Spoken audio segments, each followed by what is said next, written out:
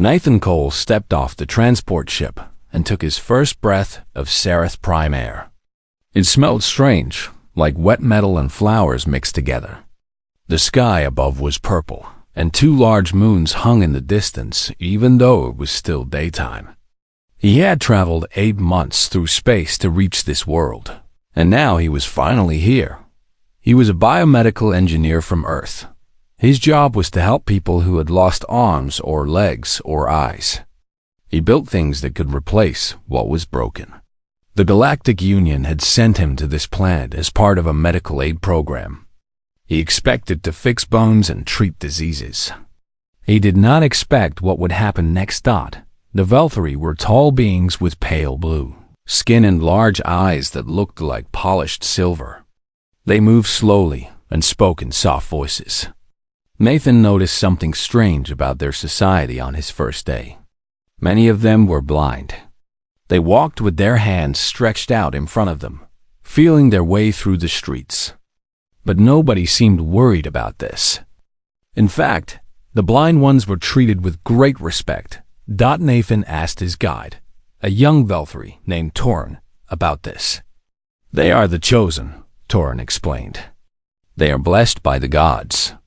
Their eyes do not see this world because they see the next world instead. They are holy." Nathan did not understand. On Earth, blindness was something doctors tried to fix. Here, it was something people celebrated. He kept his thoughts to himself and focused on his work at the medical outpost. 3 weeks passed. Nathan treated minor injuries and common illnesses. The Velthari were polite but distant. They did not fully trust humans yet. Nathan spent his evenings alone, reading reports and studying Velthari biology. He learned that about 1 in every 100 Velthari was born blind. The condition was caused by a small problem in the neural pathway between their eyes and their brain. Their eyes worked fine. The connection was simply broken. Nathan knew he could fix this. He had fixed similar problems in humans many times. But he also knew he could not offer this help. The Velthari believed blindness was a gift from their gods. To cure it would be an insult to everything they held sacred. One evening, Nathan walked along the boundary between the human outpost and the Velthari settlement. The twin moons were rising, painting the sky in shades of orange and gold. He stopped when he heard a small voice. "Hello? Is someone there?" Nathan turned and saw a young Velthari girl sitting on a rock. She was maybe 12 years old by human standards. Her silver eyes stared at nothing. She was blind. "Yes, I am here," Nathan said. "My name is Nathan. I am a human." The girl smiled. "I know. I can tell by your voice. It sounds different from ours. Heavier. My name is Lyra." Nathan sat down near her. "What are you doing out here alone, Lyra?" "I come here every evening," she said. "I like to listen to the moons rise." "Listen to them?" "Yes, when the moons rise, the night birds start singing. The wind changes direction. The air gets cooler. I cannot see the moons, but I can feel them." Nathan looked at the beautiful moons hanging in the sky. Their light reflected off distant lakes and made the whole world glow. It was one of the most beautiful things he had ever seen. "Do you wish you could see them?" he asked carefully. Lyra was quiet for a long moment. "I am not supposed to wish for that. I am chosen. My blindness is a blessing. That is not what I asked." The girl turned her face toward him.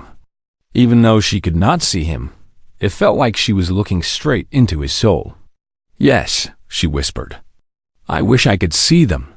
Just once. Everyone talks about how beautiful they are. There are songs about the twin moons and how their light dances on the water. I want to know what dancing light looks like." "Is that wrong?" Nathan felt his heart grow heavy. This child had done nothing wrong. She simply wanted to see the world she lived in. But her entire society told her that wanting this was sinful. "No," he said firmly. "It is not wrong to want to see beautiful things. Lyra smiled again, but this time it was a sad smile. You are kind, Nathan the human. But wanting something does not make it possible. They talked for another hour. Lyra asked Nathan many questions about Earth and about human eyes. She wanted to know what colors looked like. Nathan tried to explain, but how do you describe color to someone who has never seen anything? He told her that blue was like the feeling of cool water. Red was like the warmth of a fire. Green was like the smell of growing things. Lyra laughed and said he was strange but interesting. When Nathan returned to his quarters that night, he could not sleep. He kept thinking about Lyra and her wish to see the moons. He pulled out his computer and began studying Velthary neural biology again. The problem was simple. The solution was simple. A small device worn over the eyes could bypass the broken pathway and send visual signals directly to the brain. He could build this device. He had built similar things before, but should he? The Velthary would be angry. Their religion would call it a crime. Nathan could be expelled from the planet, or worse, he thought about Lyra sitting alone on that rock every evening, listening to moons she would never see. Nathan made his decision. He began designing the visor that night. He did not know that a temple observer had watched his conversation with Lyra from the shadows. He did not know that his questions about blindness had already been reported to the High Priestess. He did not know that his simple act of kindness would soon set an entire world on fire. All he knew was that a little girl wanted to see the moons, and he was going to help her. 3 months passed since Nathan first met Lyra on that rock near the boundary. Every evening, he would walk to the same spot, and she would be waiting for him. They became friends. Nathan told her stories about Earth, about oceans and mountains and cities filled with millions of people.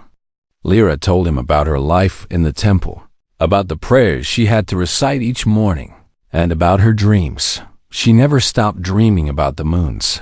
Nathan worked on the visor in secret. He used human adaptive technology as the base and modified it to work with Velthary biology. It was delicate work. He had to be careful. If anyone found out what he was building, there would be trouble. Eldakos, an old Velthary scientist who worked at the medical outpost, noticed that Nathan was spending many late nights in his laboratory. Kos was different from other Velthary. He asked questions. He studied data. He once told Nathan that he believed science and faith could exist together, but he was afraid to say this publicly. What are you working on? Kos asked one night. Nathan hesitated. He barely knew this alien. Could he trust him? A project, Nathan said carefully. Something personal. Kos looked at him with those large silver eyes. I will not report you, human. I have my own questions about our traditions. Questions I am too afraid to ask. Nathan studied the old scientist for a long moment. Then he showed him the visor. Kos held the small device in his hands. His expression changed from curiosity to shock to something that looked like hope. This could make a blind person see. Kos whispered. Double quotes, yes. This would change everything. I know. Kos handed the visor back to Nathan. Be careful, my friend. The temple does not like change. High Priestess Virath has ruled for 40 years by keeping things exactly as they are. Nathan thanked him for the warning and continued his work. Finally, the visor was complete.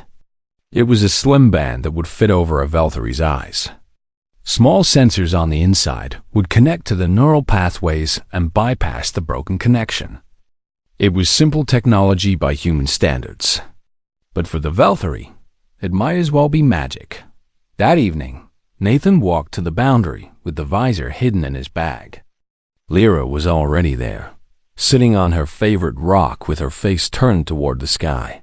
Nathan, she said with a smile, I can always tell when you are coming. Your footsteps are heavy. Humans walk like they are trying to push the ground down. Nathan laughed. I brought you something, Lyra. A gift? What is it? Nathan sat beside her and pulled out the visor. He placed it gently in her hands. Lyra felt the smooth surface with her fingers. What is this? It is called a visor. If you wear it over your eyes, it might let you see. Lyra stopped moving.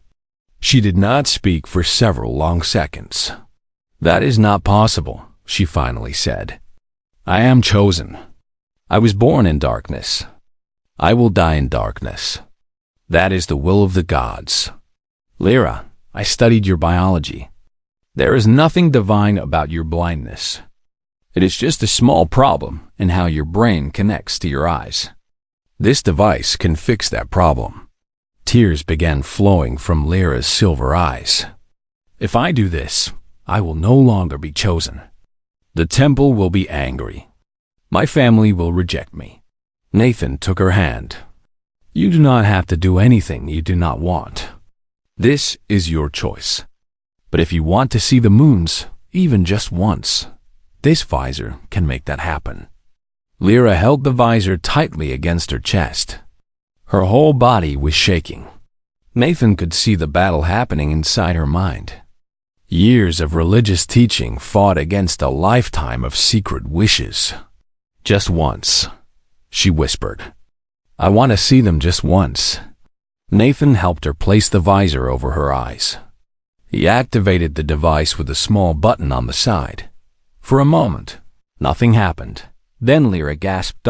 She turned her head slowly, looking at everything around her. The rocks, the grass, the distant trees, her hands, Nathan's face. You are pink, she said with wonder. I did not know humans were pink. Nathan laughed even as tears formed in his own eyes. We come in many colors, actually. This is just mine. Lyra stood up on shaking legs. She spun around, trying to take in everything at once. Then she stopped and looked up at the sky. The twin moons were rising. One was pale gold like honey. The other was silver white like fresh snow. Their light spilled across the landscape, turning the lakes into mirrors and making the whole world glow. Lyra fell to her knees. She was crying so hard that her whole body shook. But she was also laughing. They are beautiful, she sobbed. Nathan, they are so beautiful. I never knew anything could be so beautiful. Nathan knelt beside her and put a hand on her shoulder. Now, you know, they sat together and watched the moons rise higher into the purple sky. Lyra refused to blink.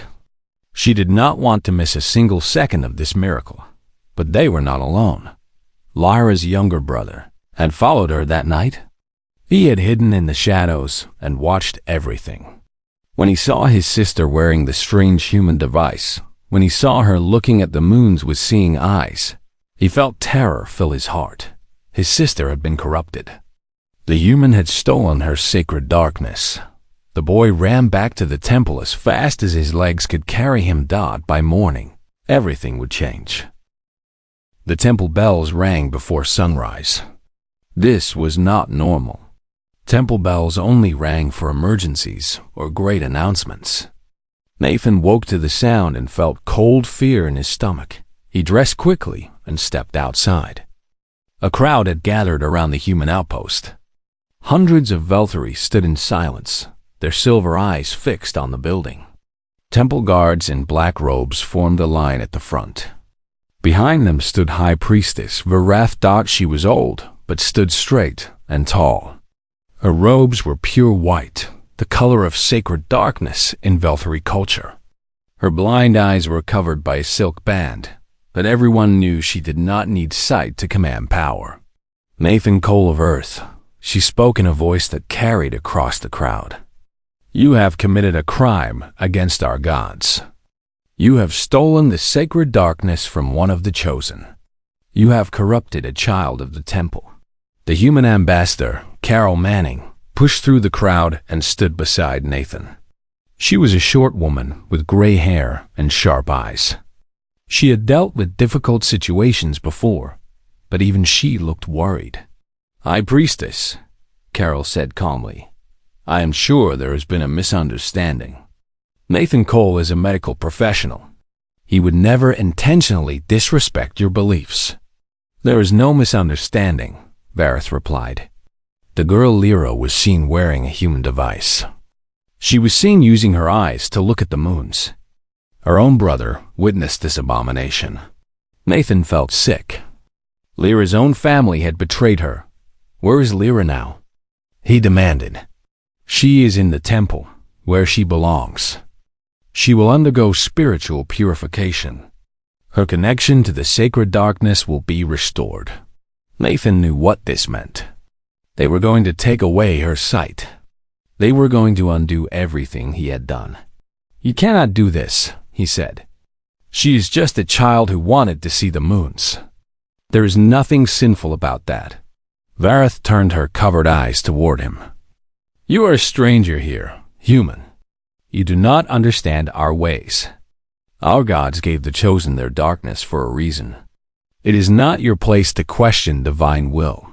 Carol put a hand on Nathan's arm, warning him to stay calm. High Priestess, let us discuss this peacefully. Perhaps we can reach an agreement. There is nothing to discuss. The human Nathan Cole will surrender himself for religious trial. If he is found guilty, he will be executed. If he refuses to surrender, all humans will be expelled from Sereth Prime immediately. The crowd murmured. Some looked angry. Others looked uncertain. Nathan noticed that not everyone seemed to agree with the High Priestess. Before anyone could speak, a new voice rang out. I have a question. Everyone turned to look. Elder Koss stepped forward from the edge of the crowd. His old body trembled, but his voice was strong. Elder Koss, Vareth said coldly, this is not a council meeting. Return to your place. No, Koss said. I have remained silent for too long. I have a question, and I will ask it now. The crowd went completely quiet. No one had ever challenged the High Priestess in public before. If blindness is truly a divine blessing, Koss continued, then why can a simple human device cure it? Why can this technology from another world fix what our gods have supposedly created? Either the gods are weaker than human science, or blindness is not divine at all. Varath's face twisted with anger. You speak blasphemy, Elder. You will join the human in the temple prison. Will I? Look around you, High Priestess. How many Velthari have blind children? How many have blind siblings or parents? How many have watched their loved ones struggle in darkness and wondered if there could be another way? Nathan watched as expressions changed throughout the crowd. Some Velthari looked at each other with new understanding. Others began whispering to their neighbors. I have studied the human visor, Koss announced loudly. It works. It is simple technology that bypasses a broken neural pathway. There is nothing divine about our blindness. It is merely a medical condition that has been treatable for centuries. But our temple has hidden this truth to maintain control. Silence him. Vareth screamed. Temple guards moved toward Koss, but other Velthari stepped in their way. Arguments broke out. Pushing turned to shoving. The orderly crowd became chaos. In the confusion, Nathan felt someone grab his arm. It was Torin, his original guide. Come with me, Torin whispered. I will take you to people who want to help. What about Lyra? We have a plan, but we need time. The Festival of Darkness is in 3 days. That is when the High Priestess plans to make an example of the girl. We must act before then. Nathan followed Torin through back alleys and hidden passages. They eventually reached a basement beneath a regular-looking house. Inside, dozens of Velthari waited. Some were scientists just like Koss. Others were teachers, workers, and ordinary citizens. All of them had one thing in common. We call ourselves the Seekers, Torin explained. We have questioned the temple's teachings for years, but we were always too afraid to act. Your visor changed everything. It proved that what we suspected was true. A female Velthari stepped forward. We have been building more visors based on Elder Koss's descriptions. By the Festival of Darkness, we will have hundreds ready. Nathan looked around at these brave aliens who were risking everything for truth. What is the plan? We are going to show our world the light, Torin said. And we are going to rescue Lyra before they can hurt her. For the first time since the bells rang, Nathan felt hope. The revolution was beginning. The next 2 days passed in a blur of activity. The Seekers worked without rest.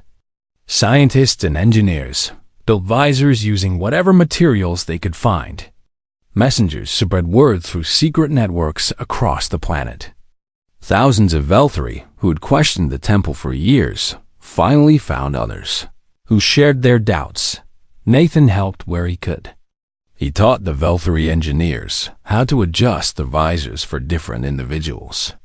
He answered questions about human medicine and technology. But mostly, he planned how to rescue Lyra. The Temple of Eternal Dark was a massive building at the center of the capital city. Its walls were thick stone, and guards patrolled every entrance. Getting inside would be almost impossible. There is one way, Torin said during a planning meeting. The Festival of Darkness ceremony takes place in the main hall. All the temple guards will be focused on the event. A small team can enter through the lower levels where the prisoners are held. I am going, Nathan said immediately. It will be dangerous. If you are caught, they will kill you. I do not care. I started this. Lyra is in that temple because of me. I will not leave her there. Torin nodded with respect. Then I will go with you. And so will others. On the night of the festival, the twin moons rose full and bright. Nathan thought about how different everything was now compared to that first evening when he met Lyra. She had been sitting on a rock, dreaming about seeing those moons. Now she was a prisoner, waiting to have that dream taken away forever. Not if he could stop it. While the ceremony began in the main hall above, Nathan led a small team through the temple's underground tunnels. Torin guided them using maps drawn by a sympathetic temple servant. They moved in silence, avoiding patrols and locked doors. Finally, they reached the prisoner cells. Lyra was in the last cell at the end of a dark hallway. She sat on the floor with her hands bound. The visor had been taken from her. Her silver eyes stared at nothing once again. Lyra, Nathan whispered through the bars. It is me, Nathan. Her head snapped up. Nathan? You came for me? Of course I did. We are getting you out of here. Torin picked the lock while others kept watch. Within moments, Lyra was free. Nathan held her hand as they made their way back through the tunnels, but they were not fast enough. Temple guards discovered the empty cell before they could escape. Alarms rang through the building. Heavy footsteps echoed through the tunnels. This way, Torin said, leading them up a different staircase. We can reach the main hall. The Seekers should be there by now. They emerged through a side door and found themselves in the middle of chaos. The main hall was enormous, filled with thousands of Velthari. High Priestess Virath stood on a raised platform at the center, her white robes glowing in the torchlight. She had been in the middle of a speech about the dangers of human influence, but she was no longer speaking. Instead, she was staring in horror at the crowd below. Hundreds of Velthari were wearing visors. They were looking around with wide eyes, seeing the world for the first time. Many were crying. Others were laughing. Families embraced as parents and children finally saw each other's faces. What is this abomination? Virath screamed. Guards, arrest them all. Destroy those devices. Some guards moved forward, but others hesitated. One guard removed his helmet, tears streaming down his face. My daughter is down there, he said. She can see for the first time. I will not arrest her. More guards dropped their weapons. The revolution was spreading, even among those who were supposed to stop it. Nathan pushed through the crowd with Lyra, heading toward the platform. If this was going to end, he needed to face Verith directly. "High Priestess," he called out, climbing the platform steps. "It is over.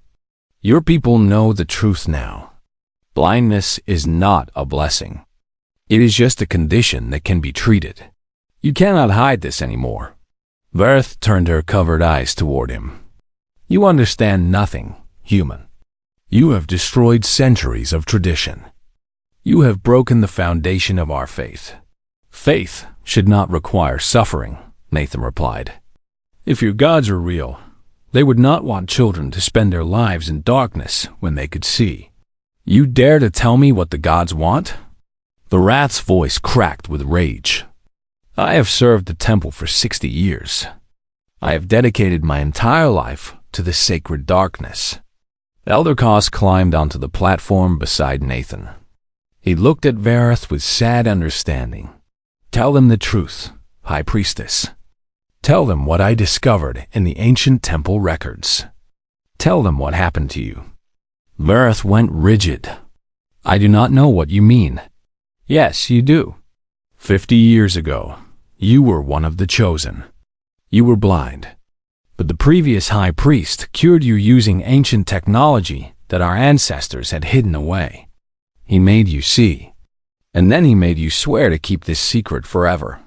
The crowd fell completely silent. "You were cured," Kos continued. "You know that blindness is not divine. You have known for 50 years. Yet, you let countless children suffer in darkness to protect a lie." Verith stood frozen. Her mouth opened and closed, but no words came out.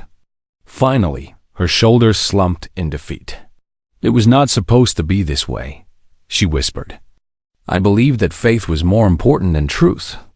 I believed that our people needed sacred traditions more than they needed sight." She reached up and removed the silk band from her eyes. Her silver eyes were clear and seeing. The crowd gasped. "Yes," she said bitterly. "I can see. I have always been able to see. I am the greatest hypocrite in the history of our world." Guards moved aside as the crowd surged forward. Some shouted in anger. Others demanded answers. The Festival of Darkness had become the moment when darkness itself was finally exposed. Lyra squeezed Nathan's hand. "What happens now?" Nathan looked out at the changed world before them. "Now your people build something new. Something better."